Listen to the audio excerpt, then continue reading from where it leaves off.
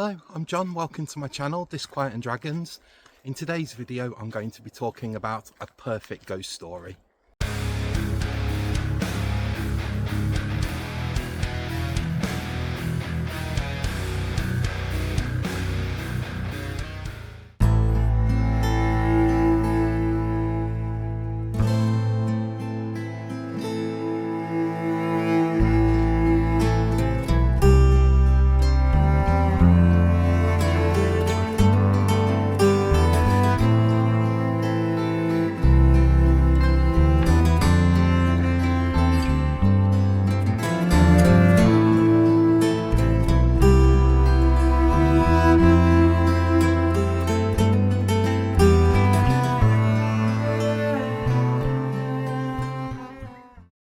Hello and welcome back to the channel. I hope you're doing well wherever you are in the world. I wasn't actually planning on making another video so soon after yesterday's upload, but this morning I finished Dark Matter by Michelle Paver. It was one of my books that I had for the prompts. It was the ghost story prompt on the Spooky Scary Skeletons Halloween Readathon. I finished it this morning. I just wanted to talk about it as it was such a wonderful book. When it comes to horror, both literature and movies, I just don't think you can beat a good haunted house or a good ghost story. It's my absolute favourites. When it comes to literature, books like The Coffin Path by Catherine Clements and Haunted by James Herbert. And there's another one I've got, The Woman in Black, of course, by Susan Hill. And another one that I've read was also by Michelle Paver, and that was Thin Air. I absolutely love that one. So I had high hopes when I came into Dark Matter, but it's a perfect ghost story. I really enjoy ghost stories that are like period pieces or like historical ghost stories, and this one's set in 1937, and we find it's told in like journal form. And it's a journal of a gentleman called Jack Miller, and he's a bit down on his luck in London. He very much keeps himself to himself. He works in I think it's like a printing company or something like that, but he's actually a physicist by trade, but times were tough and he had to get another job. And there's these very, I'd say, upper middle class gentlemen, and they're organising an expedition to the Arctic to study weather patterns and ice flow and that kind of thing. And they want what they call a wireless operator, and Jack is qualified in that, so he goes and does a sort of interview to see if he can get on this expedition, which he does. And the book follows how they prepare for the expedition, and they go up to the Arctic. I think it's somewhere in Norway that they're heading for, and they charter this this ship to take them there. They have loads of equipment, and they have a pack of huskies and all that kind of thing. And the captain of this ship is a Mr. Erickson, and he's very superstitious, and he kind of reneges on their agreement of where he's going to drop them off, because he just doesn't want to go this place. It's either Gruhuken or something. Apologies for my pronunciation.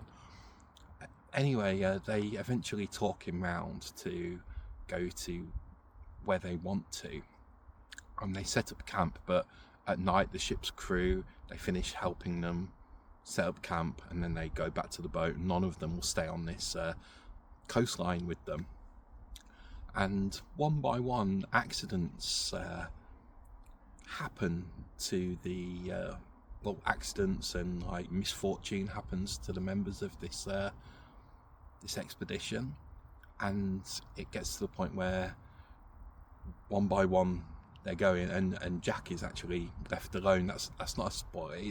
That's actually, you told that in the synopsis, and that happens before you're even a third of the way through the book, really. So yeah, as we follow what happens to Jack, stranger and stranger things start happening from the time that they're setting up the original camp. And yeah, we follow his story as as he documents what's happening.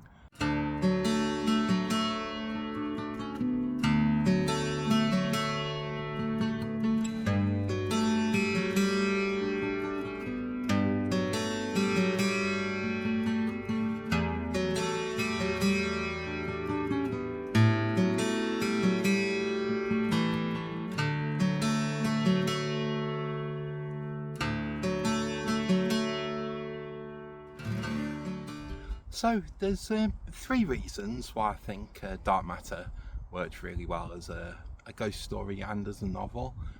And the first reason is Michelle Paver's writing. Her prose is it's absolutely beautiful. The way she describes the environment, she gives everything such an ethereal, otherworldly quality. Like there's one part she's talking about the expedition, how they've just got back on, they're like on the boat, and they've got onto like an ice floe and some pack ice, and she just describes how the ice crackles and how it sounds like somebody talking. It's just absolutely wonderful. And this prose, it's not overly flowery. It never becomes a hindrance to the story, but it certainly enhances it. It just gives this perfect poetic quality to the way that she describes everything. The landscape, it becomes another character in the story. It's almost as important as any of the actual human characters. The way that she describes the sea and the colours and the smells, and then when they make landfall, when they get onto the beach where they're going to make camp, she uses the same descriptive qualities to make the landscape sound absolutely beautiful. But at the same time, with the beauty that she describes, there's also an element of danger. You never feel quite safe with her, with the way that she describes the landscapes. You know that you're in a dangerous place, you know that you're in a desolate place, and it just adds an extra layer to the story, which just makes it an absolutely perfect ghost story. You feel this sense of isolation, and it really does send a shiver down your spine at times when something happens and you know that these people are so far from anything and there's no one coming to help them, and you really fear for them. It's just a wonderful, brilliantly written book. I absolutely adore it.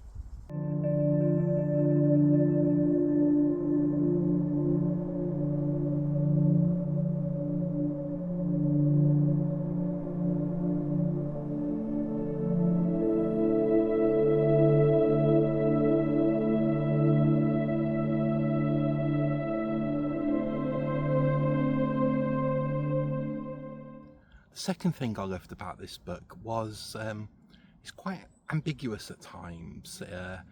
Michelle Paver, she doesn't hold your hand with the story. You read things and you read about things that have happened, but you don't always believe that that's exactly what is happening. And I think the clever thing Michelle Paver did was make the main characters, make them scientists. So when something a bit odd does happen, they don't necessarily go, oh, it's a demon, oh, we're haunted. They try and think about it rationally, and they think, oh, it was just that was just the wind, that was just the weather conditions, that was just someone got left behind or whatever. But there's a real sense of mystery and the way that it gradually unfolds, and it's got a really satisfying ending, but that ending is open to interpretation a little bit. Did they see what they thought they saw? You don't know. It's up to you to try and decide whether you believe it was a haunting or not. I thought it was really clever writing, really fantastic story, and it's a real slow burn.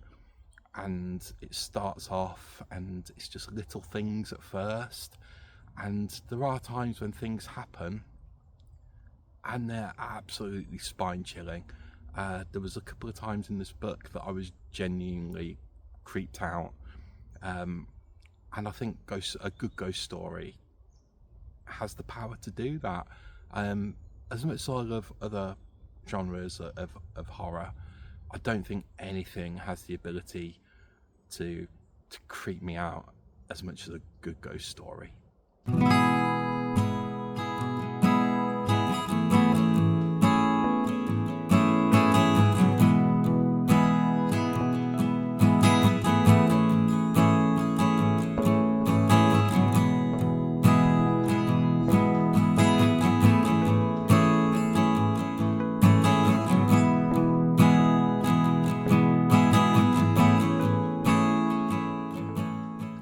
And the third thing that I think Michelle Paver does so well in this book, and I alluded to it earlier, is creating a sense of isolation. Not only this book, I think most of the great ghost stories do this. Like The Woman in Black, it creates isolation by having the tide come in and cutting you off from the mainland. The Coffin Path is set in like a house on the moors, and there's fog, and that creates a sense of isolation. But the sense of isolation created in Dark Matter, it's so clever how it's done, because it's done gradually over time, and it's done in a way that even though they mention it and you know that they're going to end up alone, it's done in such a clever way that you don't actually notice the sense of isolation until it's right there. And it's actually scary, the way that she describes the landscape and how inhospitable it is to all life, really. It just makes it terrifying thinking about how terrible it would be to be in the situation that the main character is in. You know, you've got minus 25 weather conditions, blizzards, 24-hour-a-day darkness. There may or may not be a malevolent ghost after you. Absolutely horrifying at times. And I just thought it was extremely clever and well written how Michelle Paver went along and made you feel really bad for the character as things unfold and he becomes more and more alone. And you feel so bad for him. Even if there wasn't the haunting element to the story, just the sense of isolation and the things that the main character has to go through, you'd feel really bad for him. But the supernatural and paranormal elements, they just add another layer on top of that. And yeah, it's a really, really effective ghost story.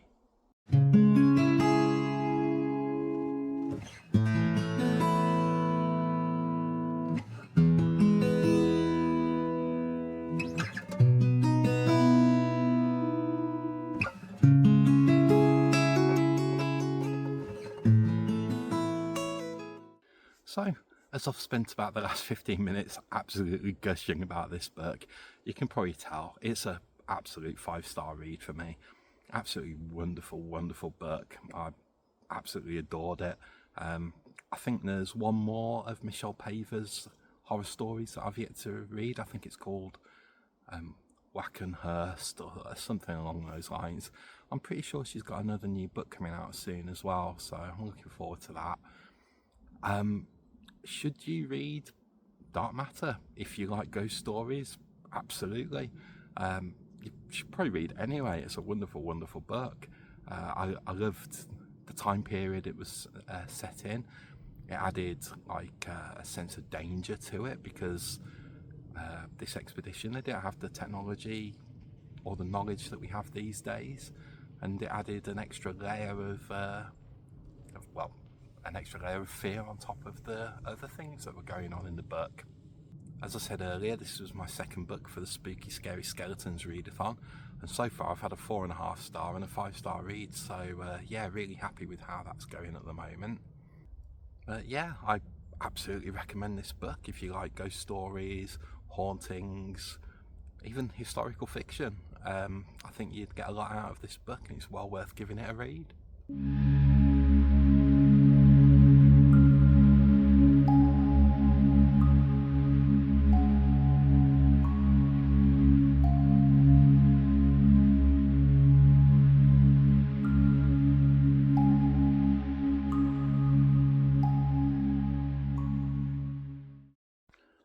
So that about brings me to the end of this video. If you've read any of Michelle Paver's work, whether it be Dark Matter or any of her other ones, let me know in the comments. I'd love to know what you think of them and if you enjoyed them or not. As always, thank you ever so much for watching and subscribing and commenting. It really does mean a lot, and I appreciate you all for doing so. Hope you're all enjoying what you're reading wherever you are. Hope you're all taking care. As for me, I'm going to enjoy the rest of my walk. I'll see you on the next one. Cheers. Bye.